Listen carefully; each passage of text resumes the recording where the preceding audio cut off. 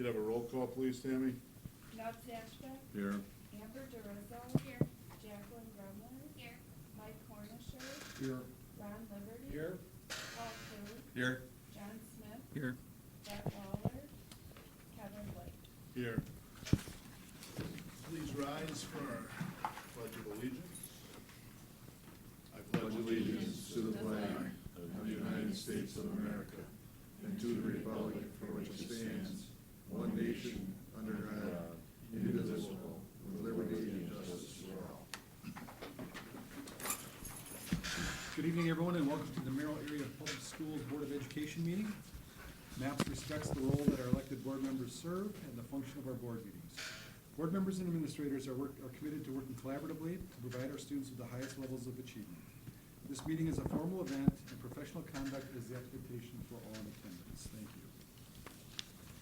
Thank you, Mr. Murray. First on our agenda, we have opportunity for public comment to the board. Did not get any sheets. Anyone hanging on to any out there? I do not see any this month. We do not have any recognition. So we will move right on to administrative reports. I'll turn it over to Anna to introduce the first couple topics. Thank you. Our first administrative report tonight is item A, Student Resource Officer Report. I've asked Chief Bennett to come in and kind of recap last school year and kind of share some information on that transition as well as what's coming up in the fall. Yeah.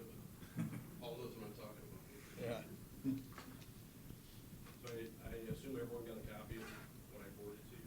Yeah, it's attached in the So obviously this isn't, a drilled down version of statistics or information. This is just an overview. It's kind of a glimpse of statistics that we compile throughout the year. So anyone have any questions on that, either by school or by total, what any of those may mean or not? It seems like the numbers quoted were pretty much in line with what we would expect. Nothing- Yeah, I would say so. Yeah. Especially with the latter half of the year, I would say without an SRO in that position, we're probably gonna see a lesser amount of calls, Mhm. in the latter half of the year. I think the school staff did a great job of dealing with what they could in the second semester. We came in for what was needed, Yeah. so. Good. There's a lot here that's not captured. I want to point out, there's a lot of calls that your staff, they do run across, and they contact us, whether it's child welfare, or child abuse, or things like that, that may start out at the school, that will probably not end up at the school, or come back. It's not where the crime may have occurred, so they wouldn't show up in these statistics. There's certainly those investigations as well that turn up, so. Any questions for Chief? Go ahead. Chief, I see there's one child porn in the senior high and one in the middle school. Can you comment on what the depth of that complaint is? I don't know that particular complaint, personally. It's tracking the new challenge for parents these days, so. Okay, thank you. I was gonna say, Chief, if you just take a brief moment and kind of highlight, multiple roles on the truancy side. We see the numbers, but how does that interact between, the district and the department, and what does that look like today compared to years ago, I guess? It's changed over the years because of the willingness of both the courts and social services and their staffing as well to deal with the more habitual issues. As far as the schools go, I would say it's a little different in each school because you're dealing with different problems. When you get into the high school and the middle school, as far as truancy, you're dealing with a very deliberate act by the students. When you see truancy at say, Cambridge or Washington, you're almost dealing with a parental issue. So those get addressed differently, obviously, depending on the age of the person involved and the contributing factors. But it's very much a teamwork operation between school staff, us, social services, and the court to deal with that problem. And it really begins with the school to identify those issues and what's contributing to the history. Thank you. John? Since we have you here and we have a new 2 SRO model approaching this next school year, so you've been through all of it. What do you envision that to look like for next year that'd be different from years in the past? I mean, what's your Hey, pie in the sky stuff? I gave you two, my vision's done No, now. no, these are green, go for it. No, I think it's a good opportunity. We're excited because this has never happened before. I think you're gonna see a better use of the SRO position instead of this tug of war that may occur between all the schools. I think we see a lot of that. You just can't get it, one school doesn't get enough of that person. There's a little bit of a fight for that resource, so I see that spreading out more efficiently and more effectively. And I see Washington and Cape Goodrich probably getting a little more attention as well. Thank you.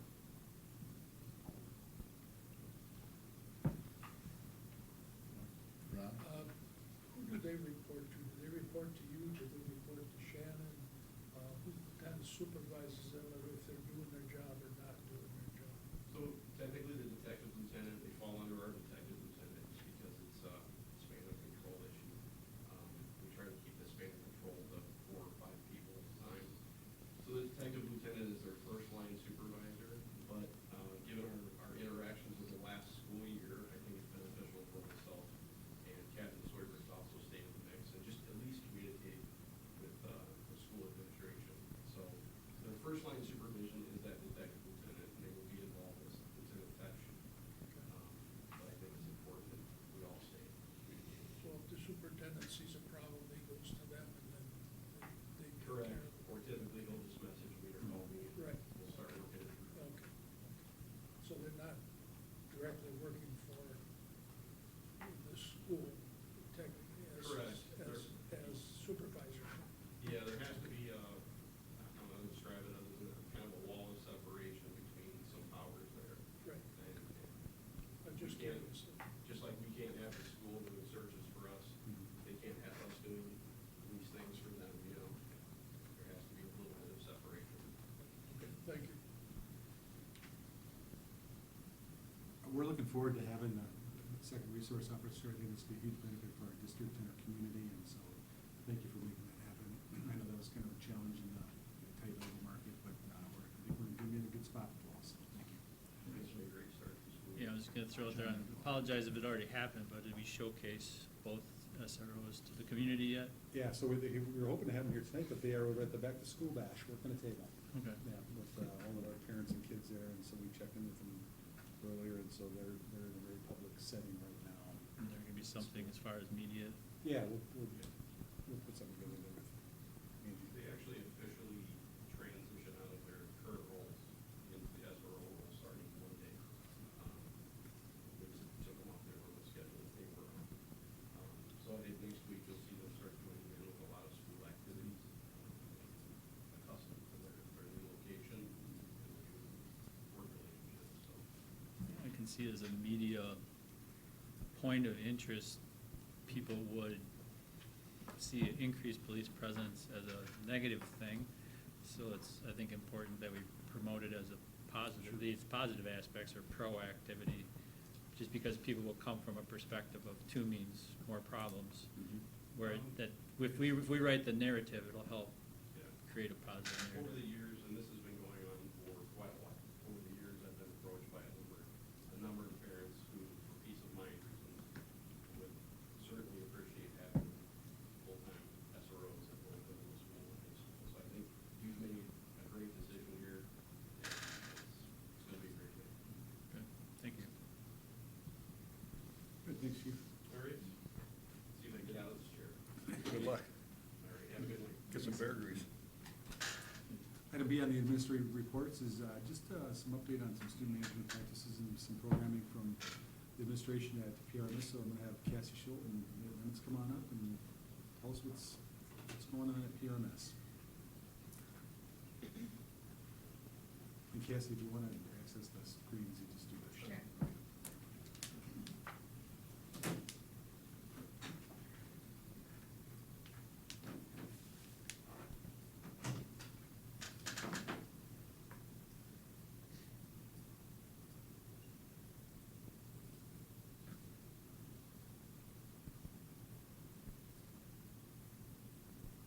You'll have to speak up.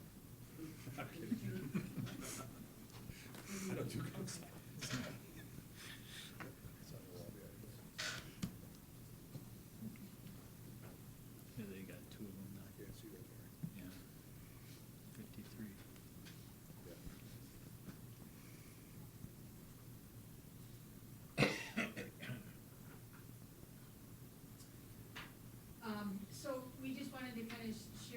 update, about Prairie River Middle School and kind of the direction we're going and kind of where we've been and where we're going.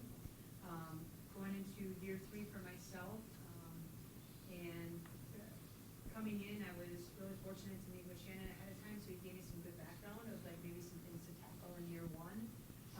And after the first year, and being in the building, came back last year with this idea of, PRMS is about building leaders, and we use this idea of, creating leaders out of our students will then impact, because they're not just leading like in the community or standing up in front of people, but leading themselves. And by leading themselves and making decisions, that'll impact them in classroom decisions, it'll impact their school decisions, and then of course our community. So that's been the message the last year about creating leaders. And so we just have a few slides that kind of go through how that happens. So a big thing that Nate and I kind of work a lot about is this idea of continuous improvement, and that's what we've shared with the staff all along. We are continuously trying to improve. And so coming in, one of the things we noticed was a lot of systems were not in place, so we've spent some good time really creating systems there. Want to touch on maybe just, my philosophy as one of the building leaders is I really believe in this idea of shared leadership. The more involved the staff is, the more they're going to own the work and feel good about the work. So, we call them our CIA, it's really our leadership team, but it's this idea of we are continuous improvement advocates. And so we have a group of teachers that lead different action teams. And so we have our continuous improvement plan that the middle school has. We align it with what the district has, and then our action teams then run the action steps within that plan to make sure that we're getting everything accomplished. And it's been a really good system. We have really relied on data to drive our decisions. And so everything that we do is about, creating leaders and then supporting that continuous improvement plan, which is around literacy and consistency. So that aligns with the district goals as well. And so, like, going off of that, our continuous improvement plan, so those action teams then are broken off into different, subcategories that look at different aspects of our building. So, for example, I'm part of the universal team, which we look at a lot about behavior. We analyze data with behavior. But we still go back to our continuous improvement plan and use those goals to drive where we want to get to with our universal team. And that's been extremely helpful for staying aligned, and then also with the district having such a clear direction, us being able to stay aligned with the district as well as the other buildings in our district. So we use those action teams then to build off of our continuous improvement plan and then use data to drive those certain areas of our building that heavily involve our staff, so that they're, like Cassie said, there's shared leadership in there, that they're part of the decisions, they're part of the work that goes into it. And then our behavior framework has been a really big part of it. And for example, Cassie said that we're constantly looking to improve. We've even tweaked that since last year of just listening to staff feedback and how we can better support them and help them.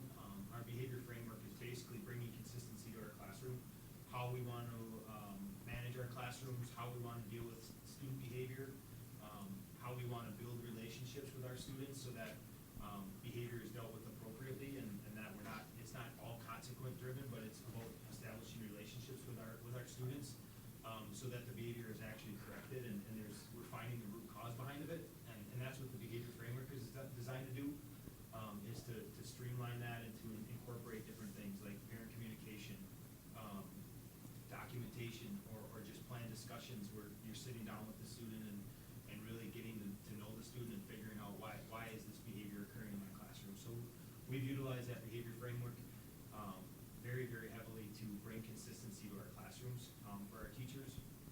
And then our PRMS playbook is just something that we're continually building to try to, when we get a new staff member, when we get a new teacher or a new support staff member, we're able to just kind of show them what PRMS is and give them resources that they need so that they can kind of hit the ground running or have something to reference back as they're going through the school year. There's a lot of moving pieces, and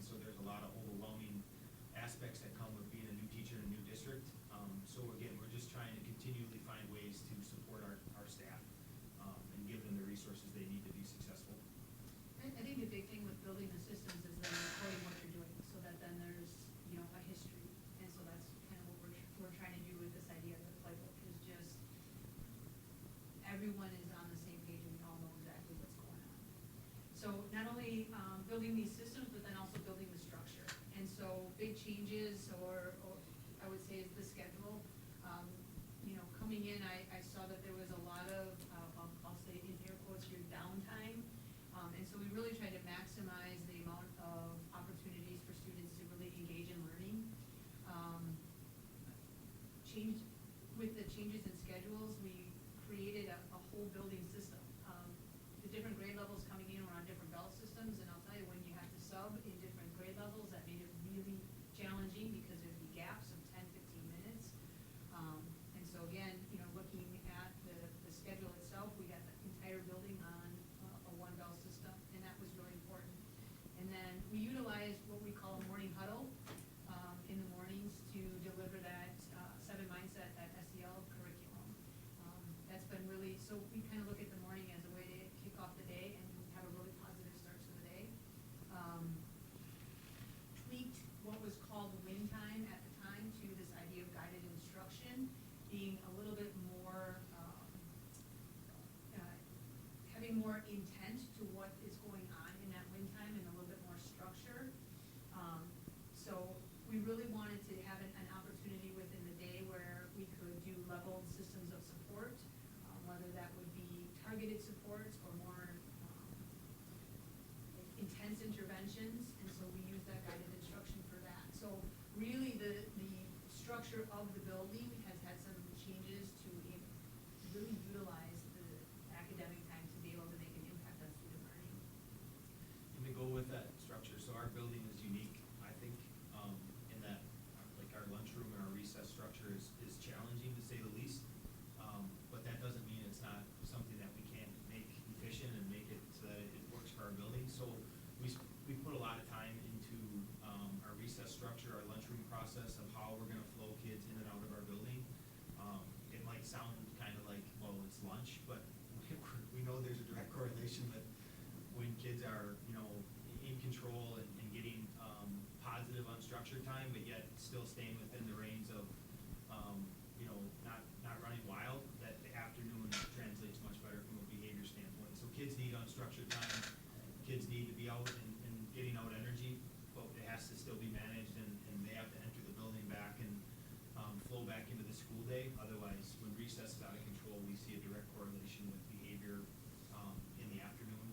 So we put a lot of time into our lunchroom and recess structure, and I think we have a really good structure in place that's allowed our building to flow without disruption, even though kids are coming in and out of our playground, which is literally butts up to our 6th grade wing. So doing that without having as minimal educational disruption as we can has been a really helpful thing for our building. And then, as you know, from the district standpoint, we brought in Champs and Stoic, which has been, we're really proud of our staff for their buy-in and how they've accepted that and really used that as a way to get consistent. We preach consistency in our classroom. It was very evident for me coming in, this is my 2nd year, but it was really evident for me coming in that classroom management was something that really, really needed some consistency and stability in our building. And as you'll see later in the PowerPoint, it shows in our discipline, it shows in our just our building feel, some of those tools with our classroom management, our professional learning that our staff has gone through, of just how I think it's starting to turn around our building and get things where they need to be for kids to truly learn at the level we want them to. So we went from trying to build some systems, looking at the structure, and then really focusing on the culture. And that's a huge piece of our success, I think, as well. And so the first tab there is talking about, we call it go-to person.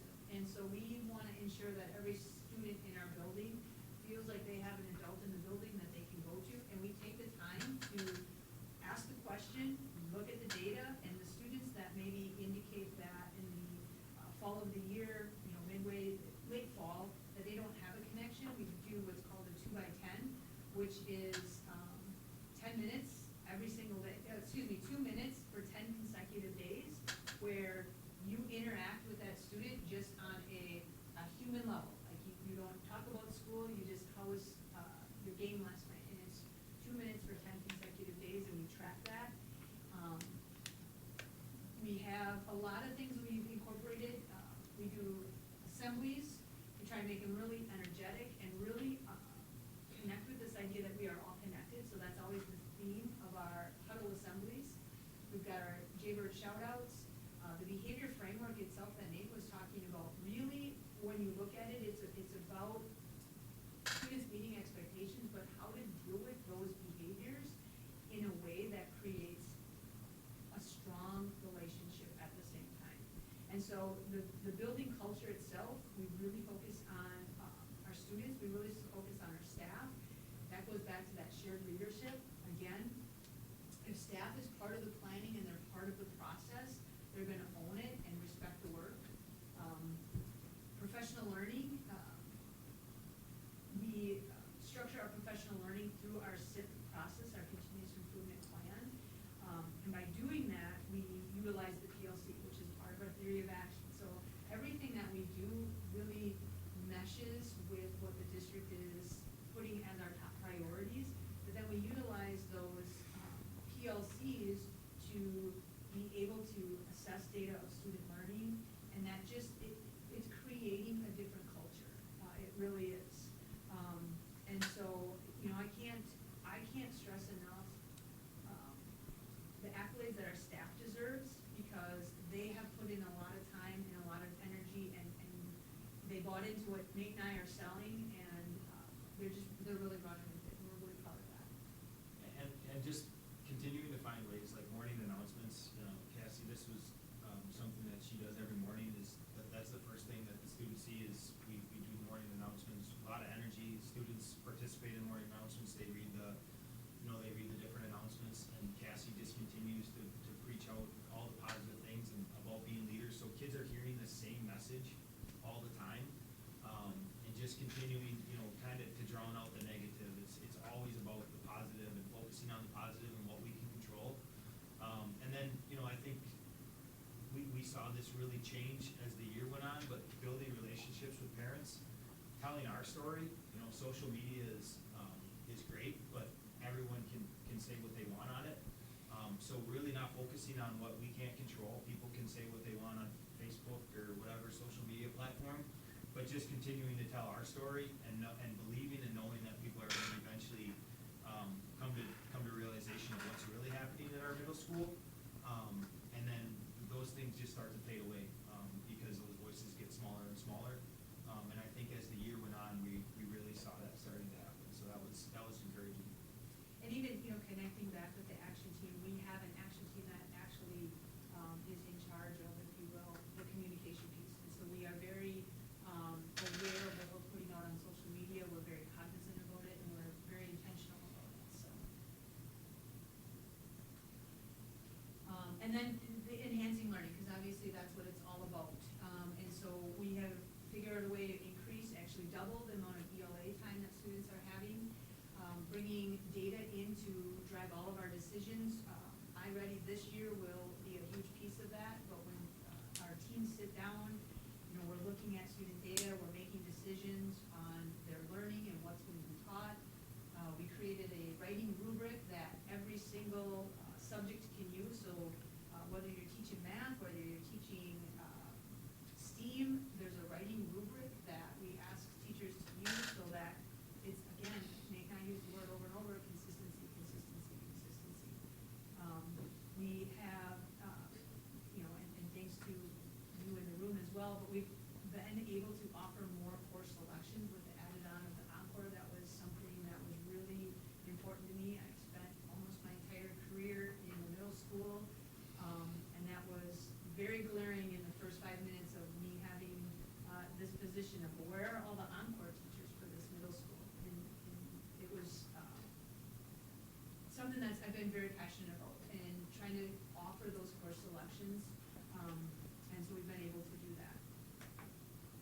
But here's this to me is the important piece, right? Is I use this phrase all the time with our staff. Everything looks great on paper. Everything looks great on paper. We have a really dang good plan on paper, but it's the outcomes that you care about. And so we could go on and on and on forever, but you know, just some of the things that, to toot our horn, we're doing the things that we're saying. So when we look at our 8th grade, our 7th grade, we were in the 90% of our students in 7th and 8th grade of last year that met our literacy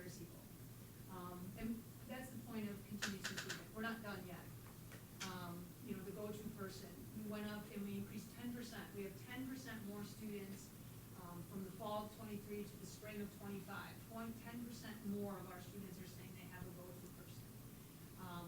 You know, it's not a percentage, but I think the qualitative data is important. I mean, I've had people on numerous of, this place feels different, and I think that's something to celebrate and something to acknowledge. So, you know, the work that we're doing, we're seeing the outcomes for it.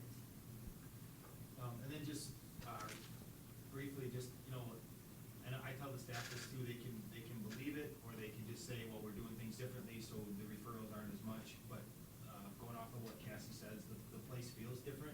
I wasn't even in the building 2 years ago, and I could feel that it felt different, and just some things I heard about. But we, you know, referrals from last year, our classroom referrals were cutting more than half, same with office referrals. So what that tells me is that, one, our teachers are being more consistent. Our teachers are doing a better job managing their classrooms. And then our students are in class more. They're in class more, they're not being removed. And if they're in class, they're learning, and they're able to be a part of the school environment.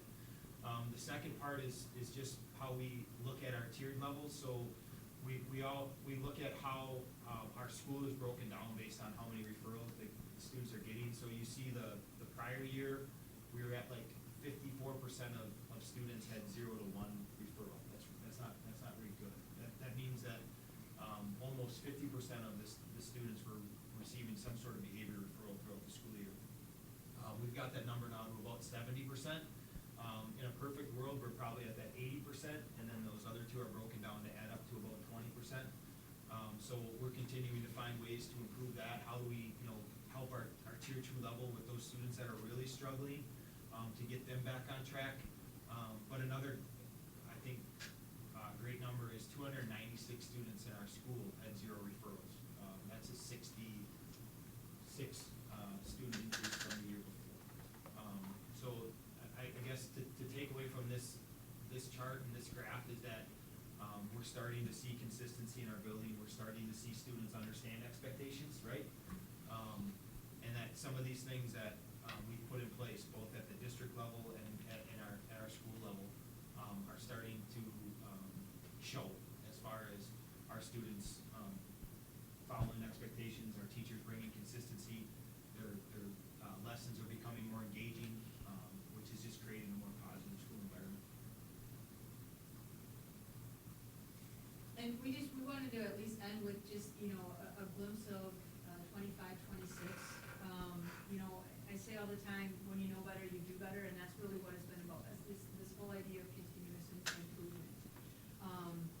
So really, you know, each adjustment that we've made has been based on things that have gotten in our way, but it's all revolving around, does it fit the vision, does it fit the goals? Simple adjustments, something as simple as, we had our 5th graders on the 3rd floor lockers, because that's just where the space was, and it wasn't a good situation.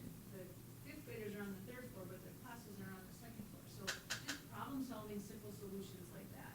And so everything that we do is really just about this idea of continuously improving. So you're gonna see this year, in our PLCs, which were already better than the year before, you're gonna see even more structure around them to create efficiencies and effectiveness. You're gonna see a little bit more intentional in the guided instruction. So it's a great class, and it has a lot of potential, but by making just a few tweaks to it, I think we can even maximize the potential even more. We'll continue to work on consistency using the adult rubrics that we're learning about through the sale process, through fidelity checks. We're gonna continue to strengthen those relationships with parents. These are these things that you see, we've got plans in place to do those things. You know, and we'll just continue to work on living our commitments each and every day. And the staff is really bought in, and I think that's why we're having the success that we are, so.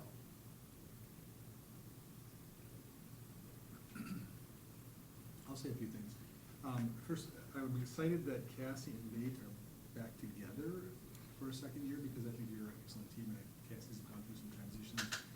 Nate and Cassie are visible in that building. You guys are like everywhere all the time. In fact, I'm struck by how you could be there when you were just there, that kind of thing. So I think that's really good when you're working with that age of people. It does feel different, and I've said that myself to anybody that will listen, but you walk in there and it just feels much more structured, much more purposeful.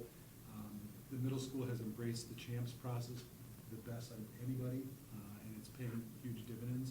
I get into a lot of classrooms, and the middle school, in my opinion, is probably the best as far as aligning the expectations early on and through transitions, which I think is something we as a district have to continue to work on, but you guys are doing really good at that, and it just makes a difference. And so the goal is kids learn best when they're actually in front of a teacher. And so that was the goal, and we're starting to get there. And so keep up the good work. The morning announcements, you didn't really mention this, but the morning announcements are live video announcements. And so they're very engaging as opposed to just over a kind of a ancient PA system. Kids wish each other happy, or read the birthday lists, and it's just a real positive vibe you guys get from there. So keep up the good work. I think it's starting to pay off.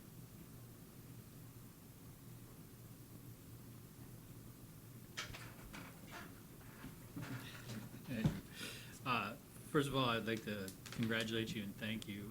I know that the board asked for this, like explicitly. Middle school is where character is built for high school.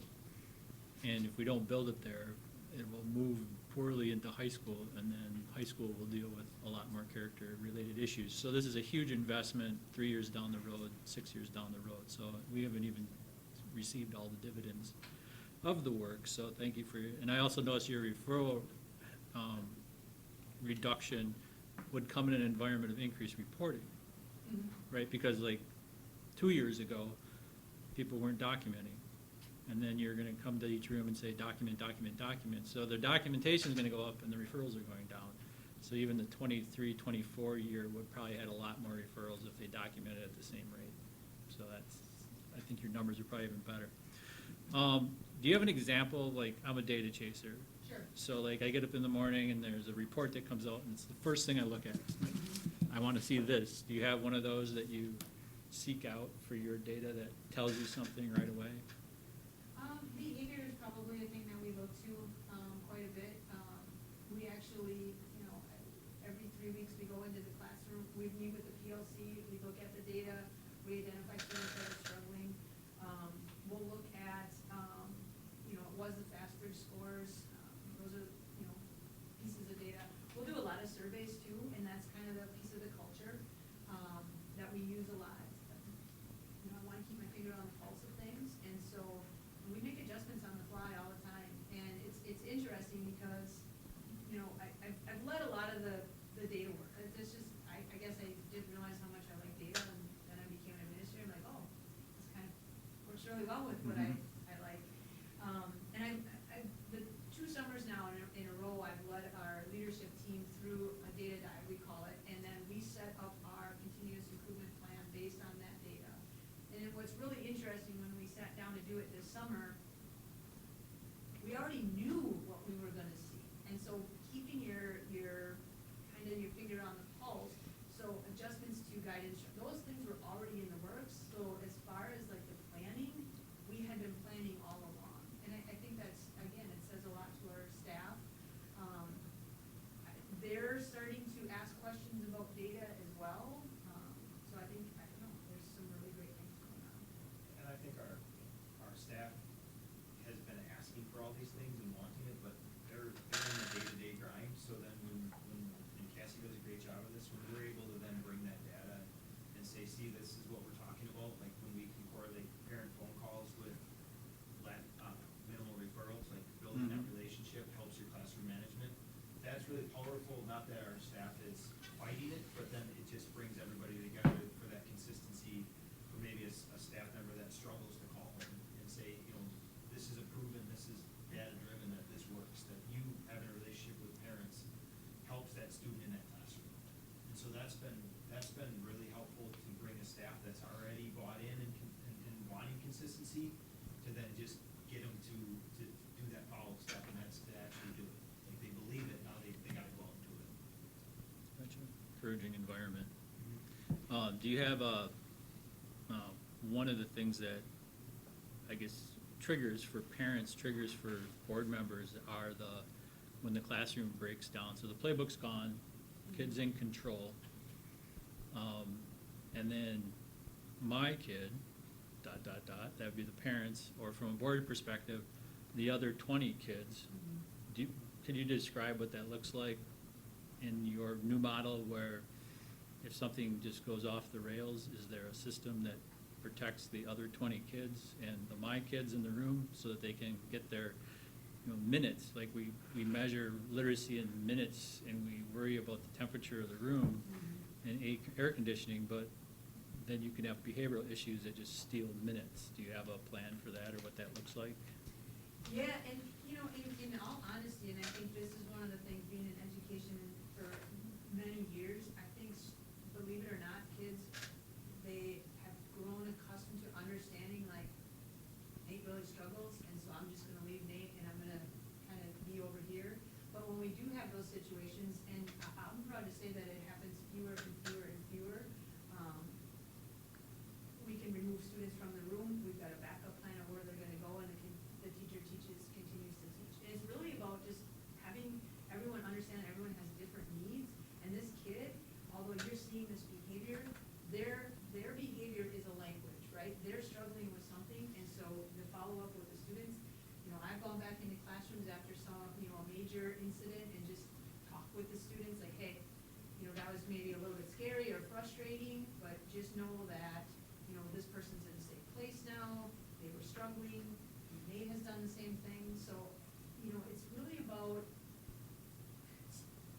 kids are adaptable. They are very, very, very adaptable, and I think if you can present this, those situations, teaching kids not to poke the bear, teaching, like, these are all things that we talk about, with our students. It doesn't happen as much, and that's the other piece to it. In all honesty, I think it happens more often at the elementary, but the kids do learn and grow. It happens fewer and fewer as time goes on. So when we have those probably more major incidents, they do tend to happen at the 5th and 6th grade level, and they don't happen, I don't even know if I've ever had one at the 7th or 8th grade level, because it is a sense of maturity. Yeah, and I think it also comes down to the quality of staff that you have, Mhm. relationship building. If you know that student, you know the triggers, like if you've established a relationship with your students, like you can be proactive in seeing those things start to boil, where you're just maybe walking over and saying, hey, maybe it's time for you to take a little break. Or you know that they work with a certain case manager, and just chop a message and say, hey, it might be a good time to get little Sally out of here and have her go for a walk, or utilizing the right room. So we have some of those in place, but I think it ultimately comes down to is having quality staff that understand student relationships, that understanding your student needs, because ultimately they're gonna be the ones that have to make those decisions and manage that classroom. We just get called in, and now we're reactive. When you have proactive strategies in place, that's where those things start to really go away. And it goes a little bit with professional development around, like, de-escalating a situation. You can escalate an already escalated situation, or we can learn to de-escalate. And I think the staff has gotten better and better at that too, in recognizing, before it gets to that higher level. Yeah, you control the narrative too. If leaving the kids exposed to create their own narrative, they'll escalate it on their own. But it sounds like you come back around and recreate the narrative, so, and there's a lot more options. It seems like there's more options than maybe 2-3 years ago for a classroom teacher. Is that a safe thing to say? Like, they have more resources available to them for redirection? I think we have a good system in place of, I think in probably year one for me, it was, Cassie was the go-to person, and we've been able to get staff to take more of the lead. The rally room was a huge part of our success, without a doubt. And so, we've got certain staff members that just do a sensational job. They're just natural, where they can be part of the call, so it doesn't just fall on our shoulders. That includes our school social worker. I started without a school social worker, so, our school counselors. So there's a lot of, I think, safety nets within the building. Thanks. And having the SRO will help as well. Yeah. Just that positive presence. One thing that Cassie commented on pretty early on in her tenure was the need to really focus on engaging lessons for kids, getting kids involved instead of like stuff. And so I'm really excited for what we're gonna be doing this year with Amanda's work and the instructional club look and active participation. All those things will pay huge dividends at the middle school. And so we're looking very forward to seeing what that can bring as well. So. Yeah, no, I agree. For years, I've heard of it. All I've heard was behavior problems at the middle school in the community. But this last year, I have heard a few times people say things have improved. So, congratulations on that. But I do follow up on John's question. I have one. If a kid gets disruptive or has a meltdown and picks up and leaves the room, what does the teacher do? If he continues to teach the class, kid's on his own. If he goes after the kid, then the rest of the kids miss out on their time, their minutes of instruction. So what does your teachers do when that happens? And that's where we have, the safety nets in place, and almost, a calling tree, if you will. And so each person knows their role. Believe it or not, Nate and I are not the first one on the list, because we're not often in our offices. So, and we have our radios, but not everybody has a radio. So, we're doing our thing. The call goes to the office, and then the office on radios, and everybody knows who's up on, we're doing a classroom observation, depending on who the student is. We either have our rally room supervisor come in and swoop in, one of our counselors. Nate and I are really the follow-up. We're the ones that might hand out the consequence, because in that moment, it's about getting the student de-escalated. It's about supporting the student. And so the teacher keeps on, they make a quick phone call, and they just keep on keeping on. Okay. And really, it doesn't skip a beat. And I think, and I have to stress this a lot, like behavior is a language. The kids are speaking to us, they're telling us something, and at the middle school, it's an amazing, unique age where they are stuck in the middle. I mean, they truly are. I mean, our 5th and 6th graders have kind of one foot in the elementary school. 7th and 8th graders have one foot in the high school. They're trying to figure things out, and they don't always know how to process an emotion. So you'll have a kid that will blow up in the middle of math class, and you might think they're upset with the teacher, but it's because of something that happened in the hallway 3 hours earlier, and one little thing suddenly triggered that student. And so I think the staff is understanding that more and more, that it isn't personal. It isn't because the kid is naughty. It's this kid didn't know how to process something, some emotion, and this is then how they're communicating to us. But your staff continues to teach, Mhm. and then they call for somebody to go find a student that left the room. Yeah. Yeah. And it's really about supporting, because, those high intense moments typically is just a couple of students, and so then it's about trying to identify what is that particular student needs. And I think we've done a really great job. Nate's done a really great job with his background of figuring out, more restrictive environments, more placements, different resources to be able to support the student.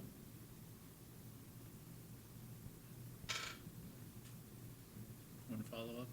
I just wanted to throw out there from NUB's perspective that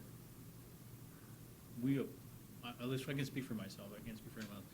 We applaud that individual, we understand that the trauma that one kid might have brought from the third period into the room or from home into the room. And I think generally speaking, as a board member, we just worry about the other 20.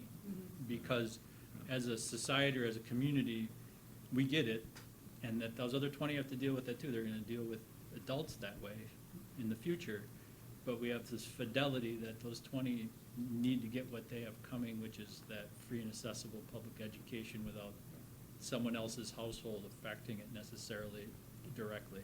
So it's great that we just have both. And that's I think ultimately the goal that I would have, is that both have to occur simultaneously, which sounds like that's where we're at.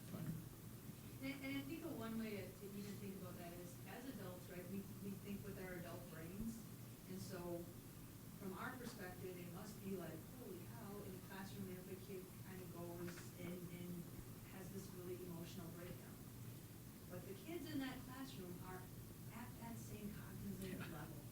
And they understand, this kid, they all have felt that way. they've been going to school together for years and years and years, so like there is an understanding. I think it's the adults that don't, like, I can understand a parent worry, like, you know, I've got two kids of my own, and they'll sometimes come home and say, you know, so-and-so, and then we have a conversation about it, like, well, what do you think was bothering them, right? And so, like, that's where I think from Nate and I's perspective, you know, we have a parent meeting at the start of the school year that I haven't really had the last couple of years, but like amping up, getting the parents more involved. Like, you can only kind of tackle so much at once, but I know that parent connection is one thing that I wanna, you know, start to bring into this whole process a little bit more, so that adults understand that, hey, your kids might come home and say something crazy happened in class today, but they're also at that same cognitive level. And as a board member, we can say, but it didn't disrupt their free and accessible public education in a very less long way, you know, because that's a message we have to give back to the parent is, Right. that happened, but your kids still got their money's worth for the day, which I think, now, that's where we have the two-way street, is that Absolutely. we're speaking back to the public, you're dealing with in the classroom. And I think that's the hard balance, is you have a student that's struggling, but yet you still have to, in some way, shape, or form, get them to understand that there's expectations. You just can't throw it in their face. Like, some Mhm. kids, you can just say, you need to sit down right now, and they'll respond to that. Other students, they don't react to that. So it's that finding that balance of, these are the expectations, but knowing that they're not gonna be able to go in there and do those expectations the same way that everyone else in the class is, but still holding those expectations without every other kid saying, oh, geez, I can do that, and then you're turning loose. And that's where the communication, that's where the structure and that consistency comes into play, because students know, like, well, that was a little off, but I still know that there's expectations, Mhm. and not just anybody can do whatever they want. And I think we're getting closer and closer to that. That's where our tier two and data like that come into play, of really getting to the root cause so we can fix it and get that student back into the learning plan. Good. Thank you. Thanks, guys.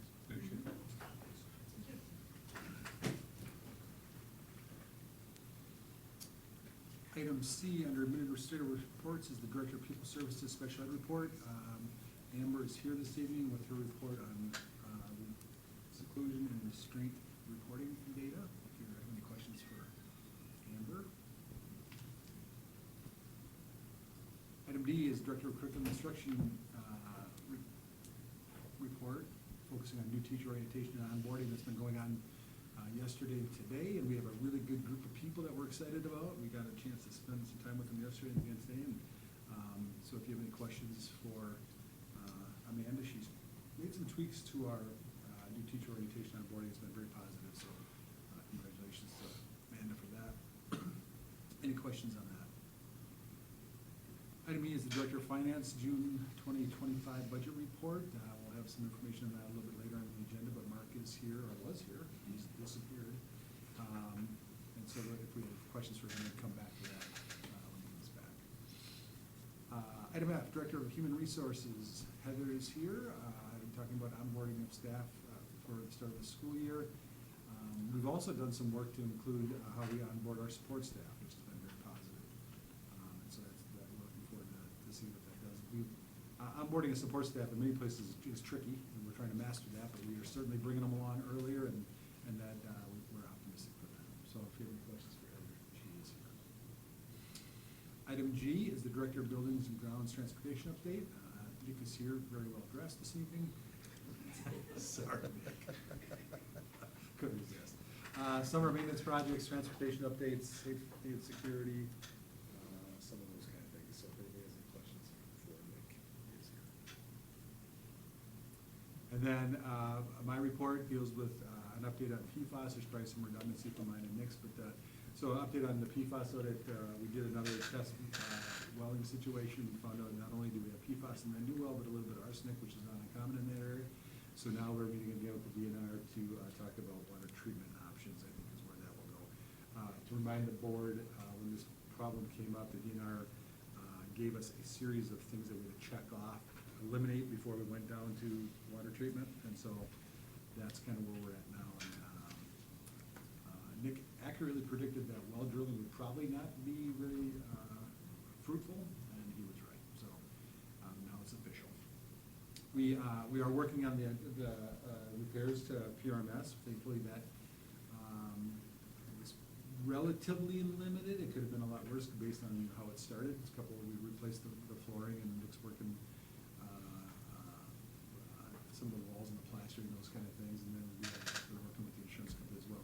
One of the things that's coming up is, and maybe I started already, Nick, you can maybe speak to it, is the understanding the piping and the problem, and so we're trying to work through some of those things to prevent that from happening again in the future. So, any questions about that? On the PFAS, if we move to water treatment, is it still like a grant eligible, federal government gives us the money to fix it type Yeah, is it deal? granted in full, you think? I think so. I was kind of granted in full. Yeah. Yeah. There may be like down, one of the reasons they don't like to do the treatment is because you have filters and waste removal and those kind of things. Those we might have to bear down the road, but. Well, it would take an addition to the building to, they're aware of that. We kind of had laid that plan out initially, basically, we'd rather go out the road, trying to find clean water rather than treat water, which is understandable, but we just, kind of, it wasn't really good. Okay, but for a financial, there's really no financial threat to this problem. No big Just- surprises should be coming from that.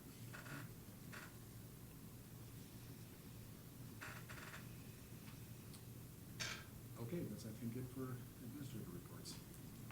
All right, thank you, Shannon. Next on our agenda are committee reports. The draft minutes were provided, first of all, for Finance Human Resources Committee. We last met on a week ago, August 13th. John Smith as chair, and other members of the Finance Human Resources Committee are available to answer board member questions. Any board members have questions for our Finance Human Resources Committee this evening? Any questions for Finance HR? Otherwise, we also had the draft minutes attached for the August 13th CTP, or Curriculum Technology Pupil Services Committee meeting. Ron Liberty is our current chair, and other members of the CTP committee are available for board member questions. Any board members have questions for our CTP committee members tonight?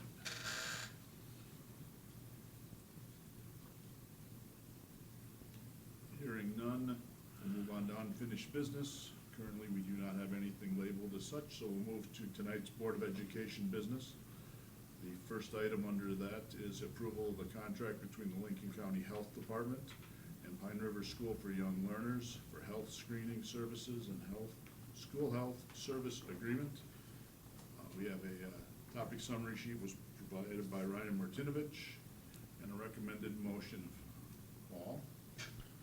I move to approve the health screening agreement and the health service agreement between Lincoln County Health Department and the Pine River School for Young Learners for the 2025-2026 school year. Motion by Paul, do we have a second? We have a second by Mike. Any discussion or question in regards to this motion or topic? Nubs? Yeah, we went from having Lincoln County nurses do all of our school to, we hiring our own nurses.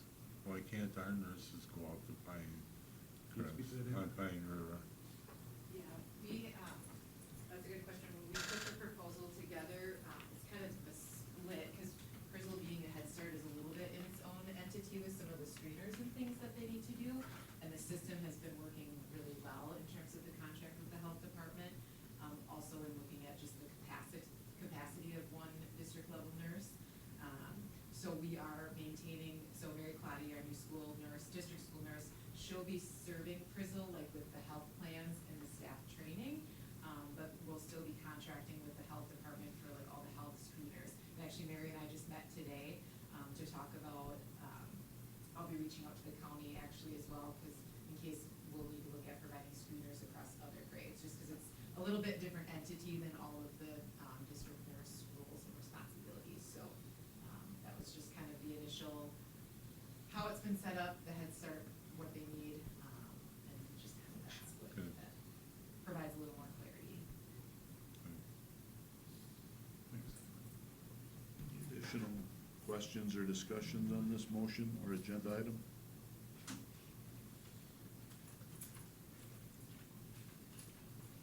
Hearing none, all those in favor of the motion signify by saying aye. Aye. Aye. Anyone opposed, say nay. Do we have any abstentions? Motion carries on a voice vote. Next item on our agenda is the resolution authorizing temporary borrowing in an amount not to exceed $2,200,000, issuance of tax and revenue anticipation promissory notes and participation in the PMA levy and aid anticipation notes program. Attached was a topic summary sheet provided by Mark Hall, our finance director. The recommended motion coming from our Finance Human Resources Committee. Anyone willing to make a motion on this agenda item? John? Move to approve the resolution authorizing temporary borrowing in the amount not to exceed $2,200,000, issuance of taxable tax and revenue anticipation promissory notes, and participation in the PMA levy and aid anticipation notes plan program, and approving Mark Powell as acting fiscal agent for maps regarding signatures required on the day of the offering and other documentation related to this borrowing. Motion by John. Do we have a second? Second. Second by Mike. Any discussion or questions in regards to this agenda item or motion?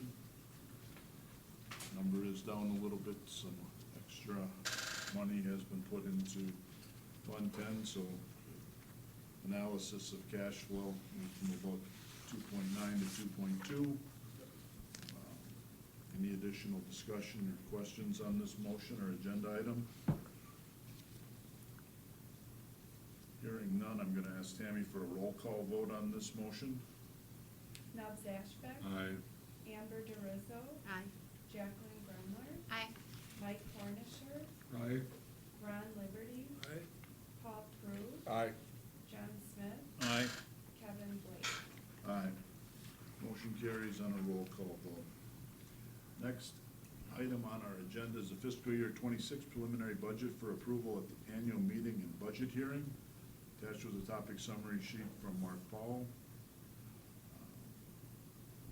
Does have some drafts in there of the state of the district budget book and other things that will be utilized there, and there is a recommended motion as well. Anyone willing to make a motion on this agenda item? John? Motion to approve the 2025-2026 preliminary budget as presented. Motion by John, second. Second by Ron. Any discussion or questions on this motion or agenda item?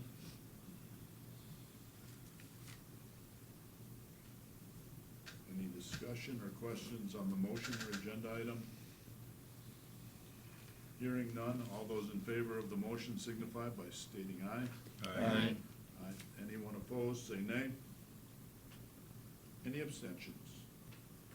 Motion carries. Next item on our agenda is the Specialized Program Individualized Reading Excellence, or SPIRE, Reading Intervention Purchase. Attached was a topic summary sheet co-authored by Amber Aluska and Amanda Patterson. Recommended motion from our Finance and Human Resources Committee. Anyone willing to make a motion on this agenda item? Nubs? I move to approve the purchase orders for Spire materials from EPS Learning with Title I and Special Education flow-through funds. Motion by Nubs, second, Paul. Any discussion or questions in regards to this motion or agenda item? Any questions or discussion on this motion or agenda item? Hearing none, all those in favor of that motion signify by saying aye. Aye. Aye. Anyone opposed, say nay. Any abstentions? Motion carries. Next item on our agenda is support staff wage adjustment, topic summary sheet provided by Shannon Murray. Recommended motion from our Finance Human Resources Committee. Any board member willing to make a motion on this agenda item? Paul? I move to grant the superintendent the authority to adjust hourly compensation of individual support staff employees based on the language provided. Motion by Paul, do we have a second? Second by Mike. Any discussion or questions in regards to this motion or this topic? Anything you'd like to add on this, Shannon? A question was asked about, and maybe I should pull this up on the screen. Hang on a second here. The question was asked about, how do you define what those lien limits are? For some reason, I'm not seeing the board here.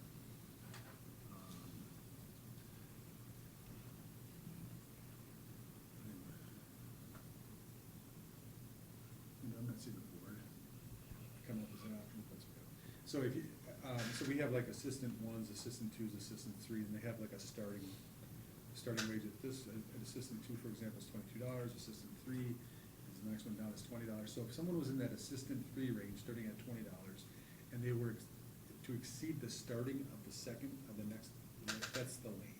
So if someone were to be adjusted outside of that lane that they're in, we would bring that to the board. That, the authority is granted within that, between the next starting wage, is the ask. As far as like individual people, there, we have some that are kind of standalones. If there were to be compensation adjustments there, we would bring those to the board.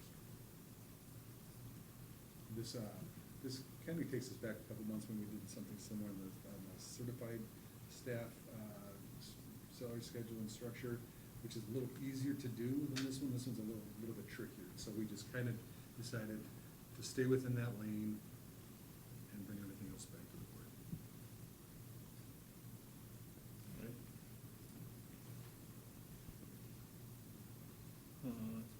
Go ahead, Just a John.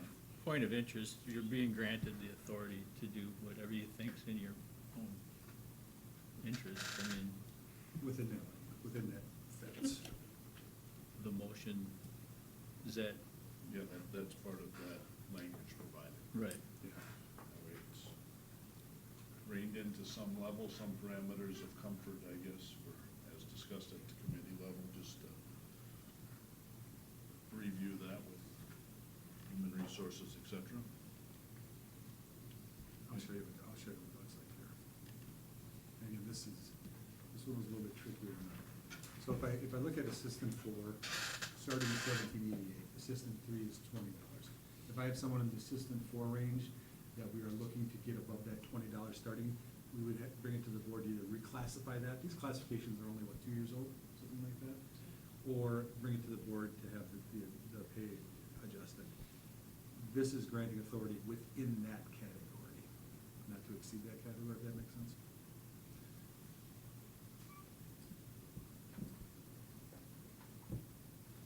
Yeah, makes sense. Any follow-up questions or discussion on that explanation or the motion?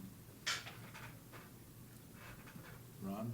Just not for discussion tonight, but the city uses, Andrew could maybe explain it better than I do, some company that you say, I wanna reclassify somebody to something. And this, some company, am I right, Andrew, looks at that? Okay, that's how it works anyway. This company looks at all the different positions and says, okay, this person is doing this job and everybody else is getting this amount of money. I don't wanna get in a big discussion with it tonight, but we could maybe talk about that sometime to look into it. And actually, that's And what then, kind of started this discussion. Yeah, and then you're out of it, there's, it's handled by somebody else, it's all fair, it's objective. There's nobody here saying, oh, you got to do this, nope, that's still, so it might be something to look into. Yeah, it's where I could certainly speak to Rod and the city and see what they're doing. I think Yeah. the spirit of this was